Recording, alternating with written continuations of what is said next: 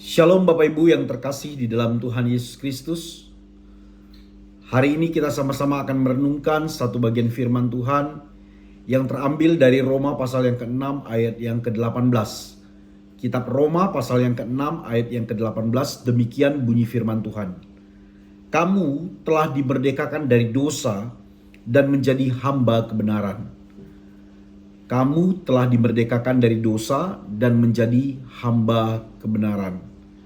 Pada bagian ini kita mendapati ada dua keadaan atau dua kenyataan yang hadir di dalam kehidupan kita sebagai orang percaya ya. Yang pertama, bahwa kehidupan kita itu telah dimerdekakan. Dimerdekakan dari apa? Engkau dan saya dimerdekakan dari dosa. Yang kedua, engkau dan saya setelah dimerdekakan dari dosa itu menjadi hamba kebenaran. Ini dua realitas yang Paulus suguhkan kepada kita di dalam bagian ini. Hidup sebagai orang yang dimerdekakan dari dosa dan menjadi hamba kebenaran. Yang menarik, di dalam konteks ayat ini berbicara kemerdekaan dari satu dan menjadi hamba dari yang lain. Dalam dunia kuno adalah kenyataan yang tidak bisa terelakkan di dalam kehidupan seseorang, yang ketika ia diperbudak berarti pada saat ia dilepaskan ia menjadi budak dari yang lain. Ya. Misalnya pada saat seseorang itu dibeli dari pasar budak, maka tuan yang membeli seseorang dari pasar budak itu akan menjadikan budak itu sebagai hambanya. Ini yang ada di dalam pikiran Paulus pada saat ia menulis bagian ini. Hal yang sama juga terjadi di dalam kehidupan setiap kita. Kita ini adalah manusia-manusia yang hidup sebagai hamba-hamba dosa.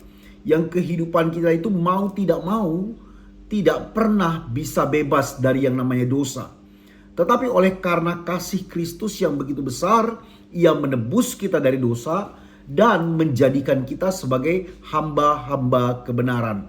Kata kebenaran yang digunakan di sini adalah kata dikaiosune, bukan kata aletheia. Ya, kata dikaiosune itu memiliki pengertian secara etikal, memiliki pengertian secara moral. Nah, kata dikaiosune ini dipakai juga untuk menunjukkan kebenaran Allah itu sendiri, dan kebenaran Allah itu dikenakan kepada orang percaya. Kebenaran Allah yang dikenakan kepada orang percaya ini hanya kita dapat peroleh melalui apa yang Kristus kerjakan di dalam kehidupan kita. Bapak Ibu yang terkasih, di dalam kehidupan kita yang telah dimerdekakan dari dosa dan sekarang menjadi hamba kebenaran, bagaimana kita menjalani hidup yang kita jalani hari ini?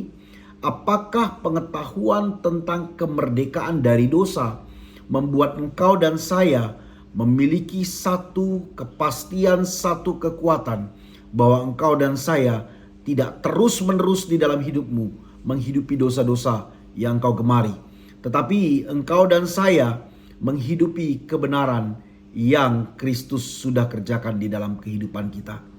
Biar melalui momen kemerdekaan bangsa kita, kita dapat juga melihat bahwa kita adalah orang-orang yang telah dimerdekakan dari dosa dan menjadi hamba-hamba Kristus yang telah menebus kita. Kesetiaannya menolong kita untuk terus dapat bertumbuh di dalam anugerah Allah. Tuhan Yesus memberkati.